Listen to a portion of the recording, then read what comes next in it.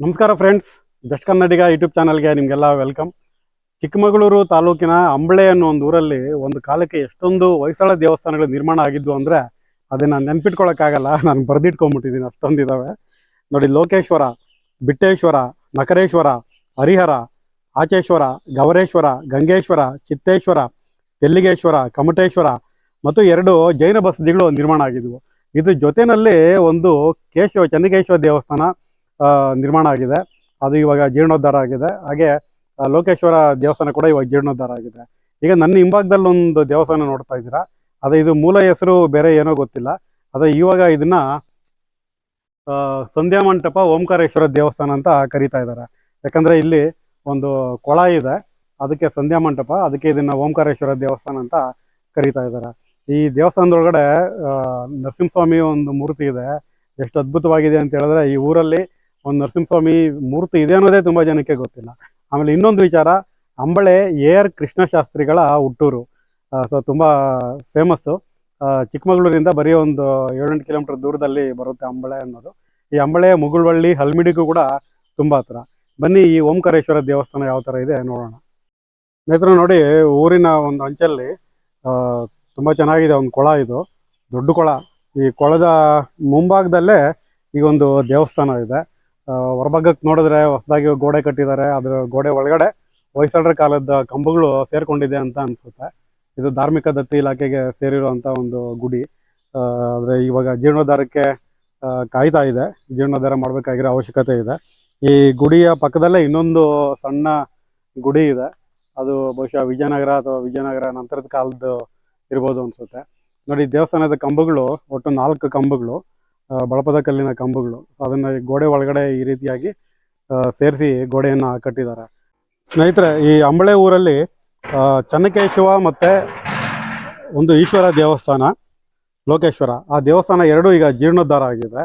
ಅದೇ ಥರ ಈ ಒಂದು ದೇವಸ್ಥಾನವನ್ನು ಕೂಡ ಜೀರ್ಣೋದ್ಧಾರ ಮಾಡಬೇಕಾಗಿರೋ ಒಂದು ಅವಶ್ಯಕತೆ ಇದೆ. ಈ ದೇವಸ್ಥಾನವನ್ನು ಕೂಡ ಜೀರ್ಣೋದ್ಧಾರ ಮಾಡಿದ್ರೆ ಹೊಯ್ಸಳರ ಕಾಲದ ಒಂದು ದೇವಸ್ಥಾನ ಉಳ್ಕೊಂಡಂಗಾಗುತ್ತೆ. ನೋಡಿ, ಒಳಭಾಗಕ್ಕೆ ಈಗ ಬರ್ತಾ ಇದ್ದೀವಿ. ಒಳಭಾಗದಲ್ಲಿ ಅಂತ ಅದ್ಭುತವಾದ ಮೂರ್ತಿಗಳಿದಾವೆ ಅಂತ ಹೇಳಿದ್ರೆ ನಿಮಗೆ ತುಂಬ ಶಾಕ್ ಆಗುತ್ತೆ. ಅಷ್ಟು ಅದ್ಭುತವಾಗಿರುವಂಥ ಮೂರ್ತಿಗಳಿದ್ದಾವೆ. ನೋಡಿ, ಇದು ಮಹಿಷಾಸುರ ಮರ್ದಿನಿಯ ಒಂದು ಮೂರ್ತಿ. ಇದು ಮಹಿಷನನ್ನು ಸಂಹಾರ ಮಾಡ್ತಾ ಇರುವಂಥ ಒಂದು ಮೂರ್ತಿ. ಇಲ್ಲಿ ಗಣಪತಿಯ ಒಂದು ಮೂರ್ತಿಯನ್ನು ನೋಡ್ತಾ ಇದ್ರೆ, ಇದು ಬಳಪದ ಕಲ್ಲಿನಲ್ಲಿ ಕೆತ್ತನೆ ಮಾಡಿರುವಂಥ ಗಣಪತಿಯ ಮೂರ್ತಿ. ಸೊ ಇದೇ ಭಾಗದಲ್ಲಿ ನಾವು ಲಕ್ಷ್ಮೀ ನರಸಿಂಹಸ್ವಾಮಿಯ ಒಂದು ಮೂರ್ತಿಯನ್ನು ನೋಡ್ಬೋದು. ನೋಡಿ, ಬಹಳ ಅಪರೂಪವಾಗಿ ನಮಗೆ ಅಂಬಳೆಯಲ್ಲಿ ಲಕ್ಷ್ಮೀ ನರಸಿಂಹಸ್ವಾಮಿಯ ಒಂದು ಮೂರ್ತಿ ಇರೋದು ಕಂಡುಬರುತ್ತೆ. ತುಂಬ ಜನಕ್ಕೆ ಇಲ್ಲೊಂದು ಲಕ್ಷ್ಮೀ ನರಸಿಂಹಸ್ವಾಮಿ ಇದೆ ಅನ್ನೋದೇ ಗೊತ್ತಿಲ್ಲ. ನೋಡಿ, ಎಷ್ಟು ಅದ್ಭುತವಾಗಿ ಈ ಒಂದು ಮೂರ್ತಿಯನ್ನು ಇಲ್ಲಿ ಸಂರಕ್ಷಣೆ ಮಾಡಿದ್ದಾರೆ. ತುಂಬ ಅದ್ಭುತವಾಗಿದೆ ಲಕ್ಷ್ಮೀ ನರಸಿಂಹ. ನೋಡಿ, ಎಷ್ಟು ಅದ್ಭುತವಾಗಿ ಕೆತ್ತನೆ ಮಾಡಿದ್ದಾರೆ ಇದನ್ನು. ಲಕ್ಷ್ಮೀ ನರಸಿಂಹಸ್ವಾಮಿ. ಸೊ ನೋಡಿ, ದೇವಸ್ಥಾನ ಈ ಥರ ಇದೆ ಇವಾಗ ಸದ್ಯಕ್ಕೆ. ಸೊ ಮುಂಭಾಗದಲ್ಲಿ ಯಾವುದೋ ಕಾಲದಲ್ಲಿ ಇಲ್ಲೊಂದು ಮಂಟಪವನ್ನು ನಿರ್ಮಾಣ ಮಾಡಿದ್ದಾರೆ. ಆದರೆ ಮಳೆ ಬಂದರೆ ಇಲ್ಲೆಲ್ಲ ನೀರು ಸೋರುತ್ತೆ. ಮೇಂಟೆನೆನ್ಸ್ ಮಾಡೋಕ್ಕೆ ತುಂಬ ಕಷ್ಟ ಆಗಿದೆ. ಇಲ್ಲಿ ಕೆಳಗಡೆ ನೆಲ ಎಲ್ಲ ಗಾರೆ ಎಲ್ಲ ಕಿತ್ತೋಗಿದೆ. ಸೊ ಇದು ಧಾರ್ಮಿಕ ದತ್ತಿ ಇಲಾಖೆಗೆ ಸೇರಿದ್ರೂ ಕೂಡ ಸೊ ಇದನ್ನು ಜೀರ್ಣೋದ್ಧಾರ ಮಾಡೋಕ್ಕೆ ಇನ್ನೂ ಕಾಲ ಕೂಡಿ ಬಂದಿಲ್ಲ ಅನಿಸುತ್ತೆ.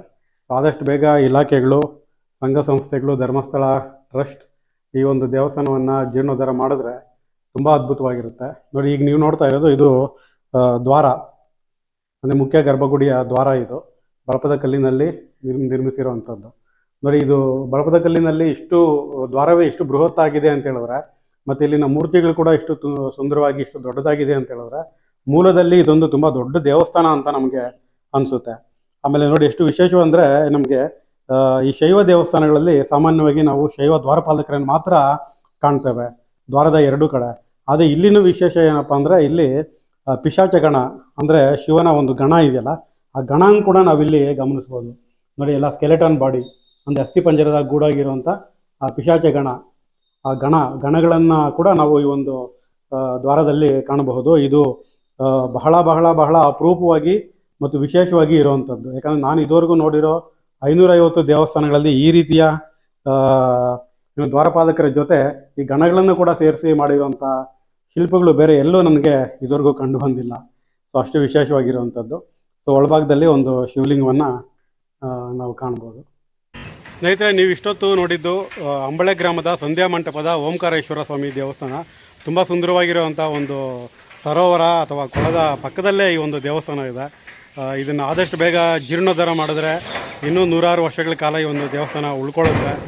ಈ ಊರಲ್ಲಿ ಈಗಾಗಲೇ ಜೀರ್ಣೋದ್ಧಾರ ಆಗಿರೋ ಲೋಕೇಶ್ವರ ಮತ್ತು ಚೆನ್ನಕೇಶ್ವರ ಸ್ವಾಮಿ ದೇವಸ್ಥಾನ ಥರನೇ ಇದನ್ನು ಕೂಡ ಆದಷ್ಟು ಬೇಗ ಜೀರ್ಣೋದ್ಧಾರ ಮಾಡಿದ್ರೆ ಒಂದು ಪ್ರವಾಸಿ ತಾಣ ಆಗೋದ್ರಲ್ಲಿ ಯಾವುದೇ ಅನುಮಾನ ಇಲ್ಲ.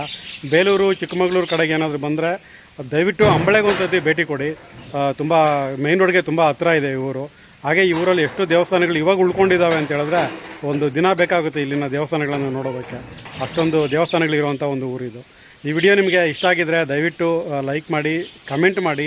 ಅದಕ್ಕಿಂತ ಮೊದಲು ದಯವಿಟ್ಟು ಎಲ್ಲರ ಜೊತೆ ಈ ವಿಡಿಯೋನ ಶೇರ್ ಮಾಡಿ. ಎಲ್ರಿಗೂ ಅಂಬಳೆನಲ್ಲಿ ಎಷ್ಟು ದೇವಸ್ಥಾನಗಳಿದ್ದಾವೆ ಅನ್ನೋದು ಎಲ್ರಿಗೂ ಗೊತ್ತಾಗಲಿ. ಹೀಗೆ ನೋಡ್ತಾಯಿರಿ ಜಸ್ಟ್ ಕನ್ನಡಿಗ ಯೂಟ್ಯೂಬ್ ಚಾನಲ್. ನಮಸ್ಕಾರ.